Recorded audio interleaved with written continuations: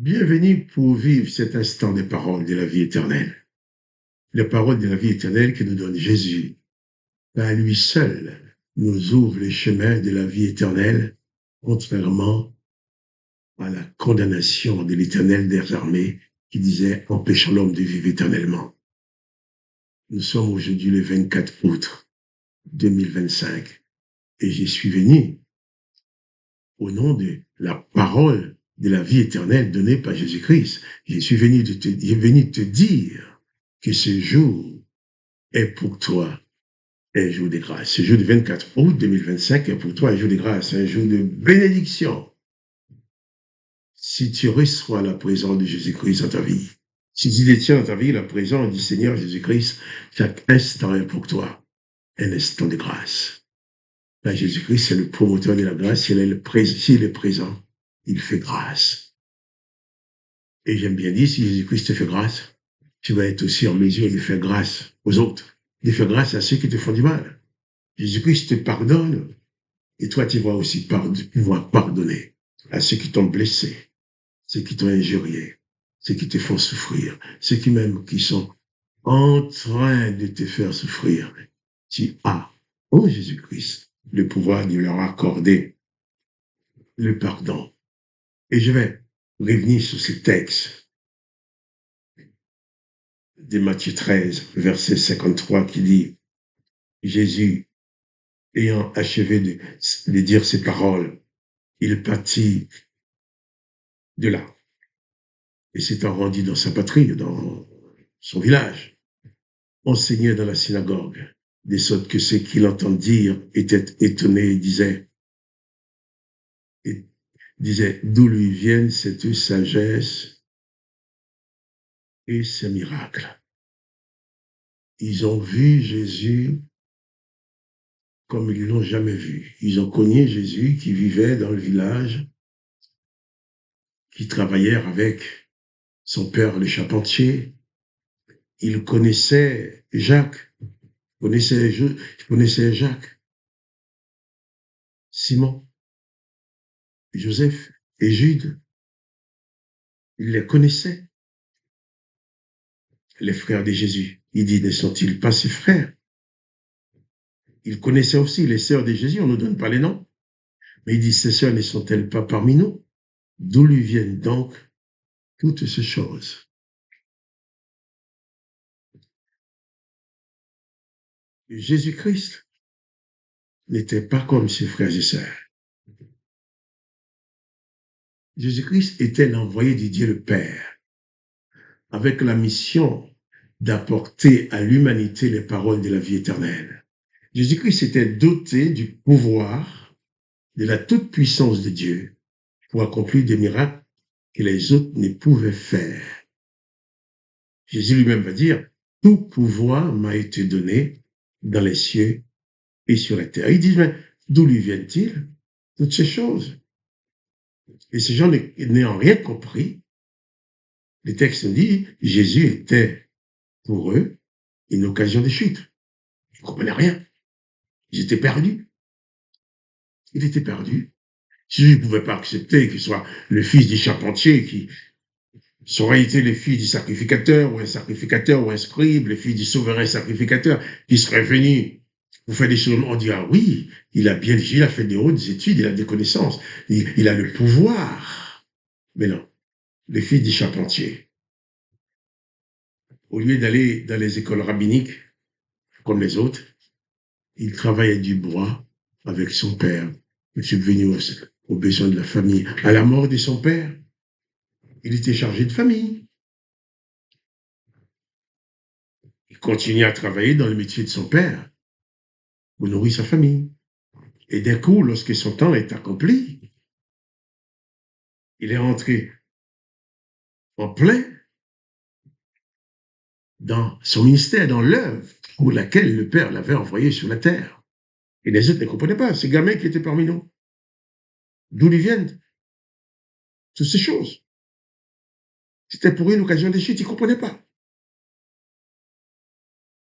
Mais, au verset 57 toujours, mais Jésus leur dit, un prophète n'est méprisé que dans sa patrie et dans sa maison. Le prophète n'est méprisé qui est dans sa patrie et dans sa maison.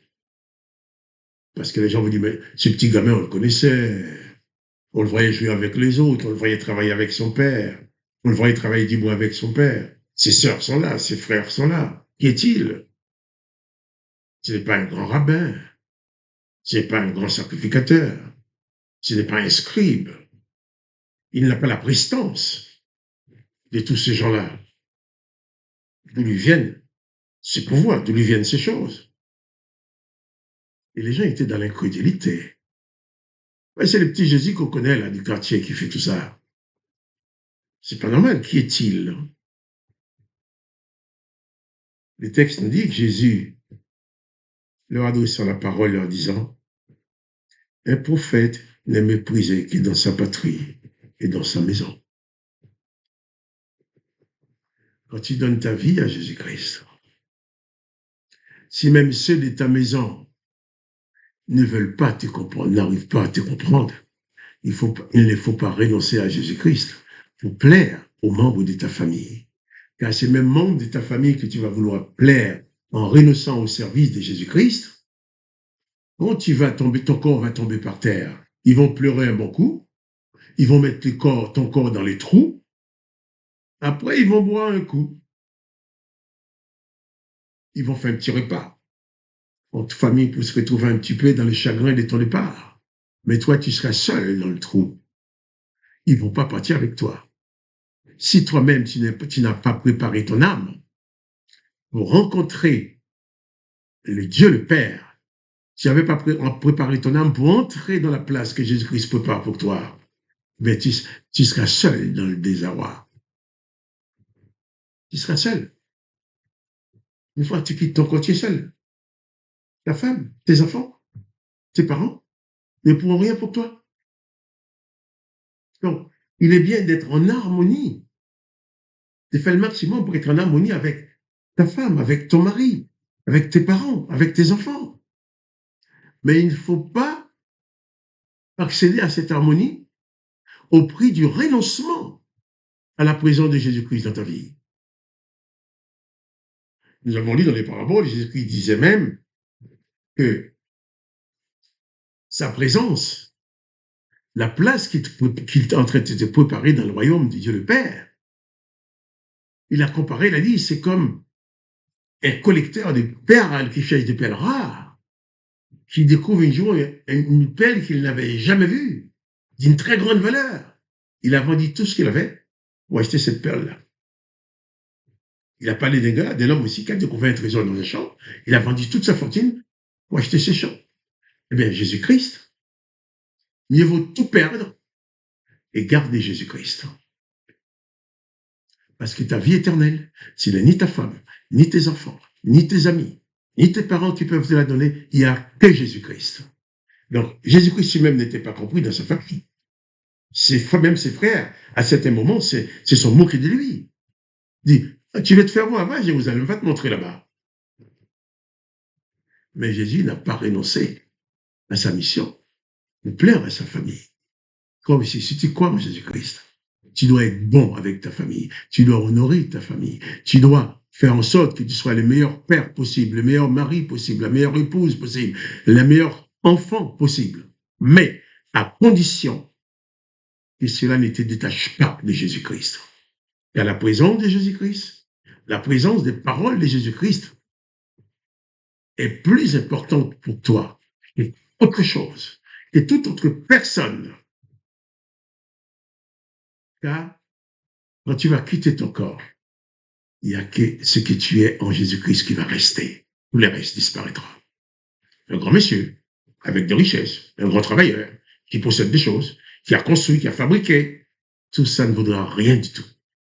Tout ce qui comptera pour toi, c'est la présence de Jésus-Christ dans ta vie.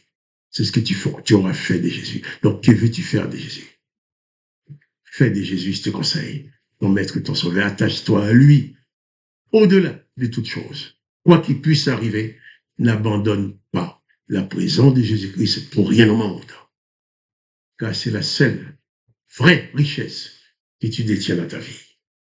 Alors, pas de panique. Jésus-Christ est irremplaçable pour toi. Sois béni. Et à demain pour les paroles de la vie éternelle.